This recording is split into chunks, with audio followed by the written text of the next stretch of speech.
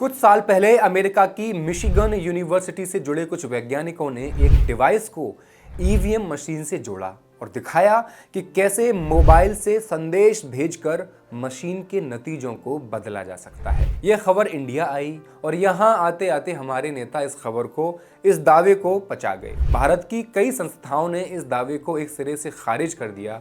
कहा गया था कि मशीन से छेड़छाड़ करना तो दूर, ऐसा करने के लिए मशीन हासिल करना ही मुश्किल है। जबकि 2010 में ऐसी ही एक मशीन को महाराष्ट्र से लाकर इसका उपयोग करके दिखाया गया था कि कैसे इसको हैक किया जा सकता है। ईवीएम का विरोध फिलहाल कांग्रेस के नेता और कार्यकर्ता करते नजर आ रहे हैं और इसके लिए उनका उपहास गली चौराहों पर उड़ाया जाता है कि अरे हार गए तो अब ईवीएम का रोना रो रहे हो।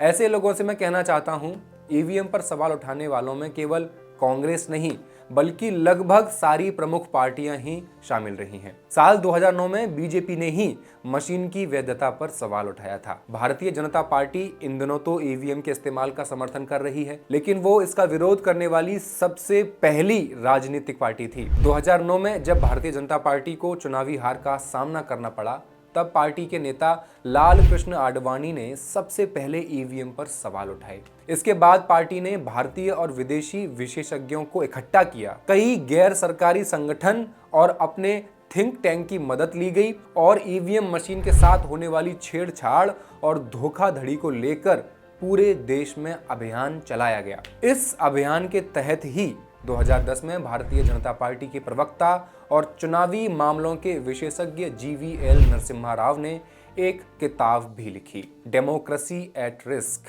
Can we trust our electronic voting machine. इस किताब की प्रस्तावना खुद लाल कृष्ण आडवाणी ने लिखी और इसमें आंध्र प्रदेश के मुख्यमंत्री एन चंद्रबाबू नायडू का संदेश भी प्रकाशित है। इतना ही नहीं, पुस्तक में वोटिंग सिस्टम के एक्सपर्ट स्टैनफोर्ड यूनिवर्सिटी के प्रोफेसर डेविड डिल ने भी बताया है कि ईवीएम का इस्तेमाल पूरी तरह सुरक्षित नहीं है। भारतीय जनता पार्टी के प्रवक्ता जीवीएल नरसिम्हा राव ने किताब की शुरुआत में लिखा है, मशीनों के साथ छेड़छाड़ हो सकती है।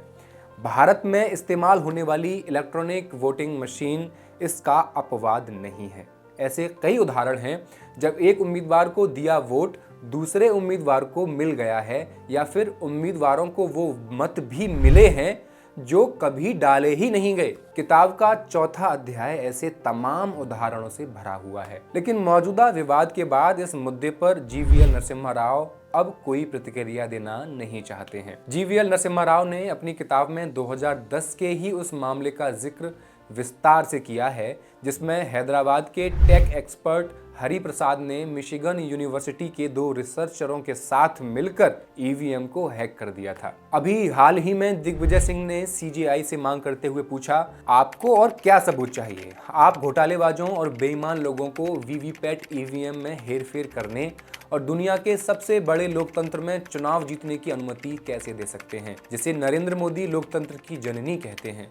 मुझे आप पर विश्वास है कि आपने स्वयं ये टिप्पणी की है कि सोर्स कोड या सॉफ्टवेयर ऐसा कर सकता है। क्या इसे सार्वजनिक नहीं किया जाना चाहिए क्योंकि इससे हैकिंग या हेरफेर की अनुमति मिल सकती है?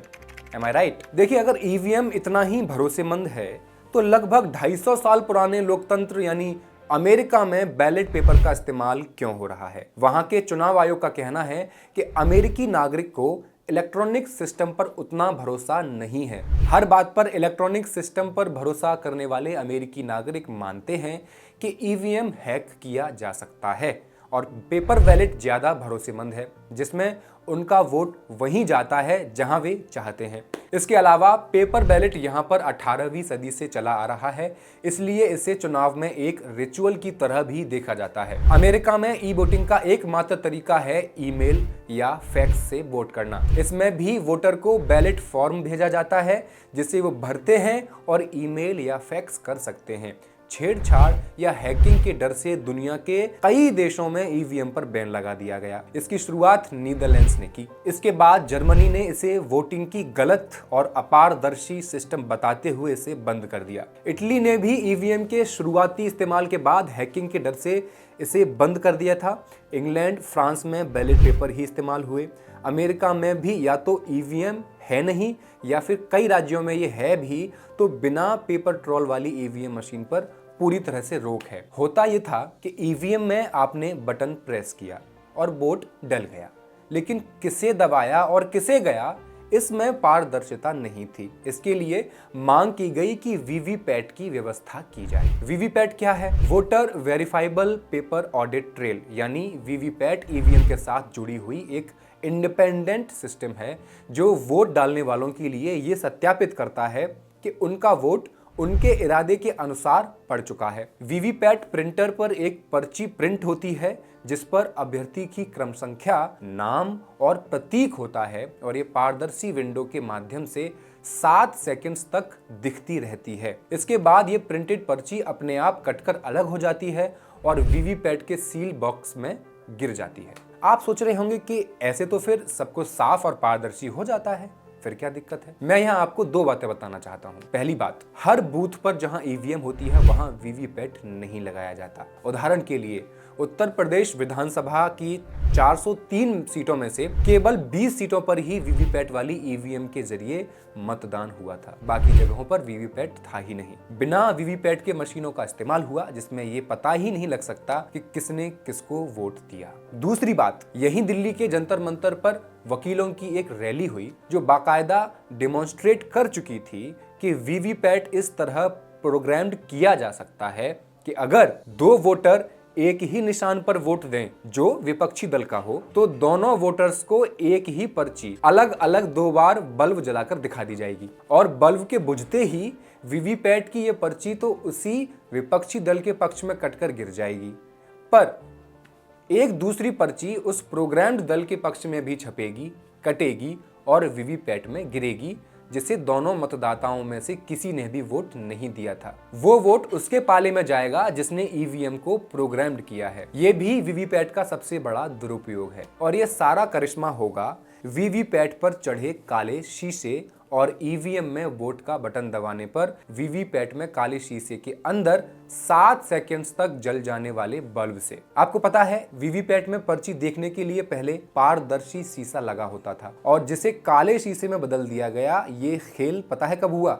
2017 में। इसकी जवाबदेही किसकी है? वीवीपैट पर काला शीशा चढ़ाने का ठीक सबब क्या था और ये किस नियम के तहत किया गया? ईवीएम का समर्थन करने वाले पूर्व मुख्य चुनाव आयुक्त ओपी रावत को बताना चाहिए, जब वीवीपैट की पर्चियों को 1 साल तक सुरक्षित रखने का चुनाव आयोग का नियम है तो 2019 के लोकसभा चुनावों के केवल 4 महीने बाद चुनाव आयोग के आदेश पर ये पर्चियां क्यों नष्ट कर दी गई? मध्य प्रदेश के भिंड जिले के अटेर में ईवीएम मशीन के डेमो के दौरान किसी भी बटन को दबाने पर वीवीपैट पर्चा भारतीय जनता पार्टी का ही पर्चा निकाल रहा था। उसके बाद जिले के कलेक्टर और पुलिस अधीक्षक को हटा दिया गया। क्या इन सब घटनाओं पे आंख पे पट्टी बांध ली जाए? वीवीपैट वाली ईवीएम के इस्तेमाल का आदेश सुप्रीम कोर्ट ने अक्टूबर 2013 में बीजेपी नेता सुब्रमण्यम स्वामी की जनहित याचिका पर सुनवाई के दौरान दिया था, लेकिन इसकी व्यवस्था करने के लिए चुनाव आयोग को 3000 करोड़ रुपए चाहिए थे और बीते सालों में चुनाव आयोग ने सरकार से इस फंड की मांग कई बार की है, लेकिन केंद्र सरकार ने उसे ये पैसा नहीं दिया। पहले तो ये कहा जा रहा था वीवीपैट लगाने के बाद ईवीएम मशीन के साथ किसी तरह की गड़बड़ी की आशंका नहीं होगी, लेकिन फिर भी मध्य प्रदेश का मामला तो हुआ ही, हम सब ने देखा। क्या इस सब के बाद भी सत्ता पक्ष के समर्थक कहेंगे कि ईवीएम में कुछ गड़बड़ी नहीं हो सकती? अरे इतना ही कह दो, कुछ तो है जिससे हुई जाती है चिलमन रंगीन। और मैं तो सोचता हूँ कि कहीं ऐसा तो नहीं है कि चुनावी जीत का खेल ईवीएम वीवीपैट से रचा जाता हो और उस जीत को लोगों के गले उतार पाने का तर्क पहले से ही किन्हीं घटनाओं किन्हीं परिघटनाओं से गढ़ दिया जाता हो। अब ये तर्क 2014 की तरह कांग्रेस यूपीए सरकार की भारी अलोकप्रियता का हो सकता है, 2019 की मानिद बालाघाट प्रकरण का हो सकता है और 2024 में केवल अयोध्या नहीं बल्कि दक्षिण भारत में भी भारी धार्मिक भावनाओं के उभार का भी तर्क अब पहले से तैयार किया जा रहा है, जिससे बाद में आपको शौक न लगे कि अरे साउथ में भाजपा को सीट्स कैसे मिल गई। शायद 2024 के आम चुनावों से पहले यही तर्क गढ़ा जा रहा है। हम केवल उत्तर भारत में मजबूत नहीं, दक्षिण भारत में भी मजबूत हैं। ऐसे में अगर 2024 के चुनावों में कम से कम बिहार, झारखंड, महाराष्ट्र, दिल्ली, हरियाणा और कर्नाटक में अकेले भाजपा की 60 से 65 सीटें और जनता दल यू शिवसेना, अकाली दल आदि के एनडीए से अलग होने के कारण उसके गठबंधन की 110 सीटें कम होने की आशंका हो तो सरकार बनाने के लिए ये सीटें कहीं से तो पूरी करनी होंगी।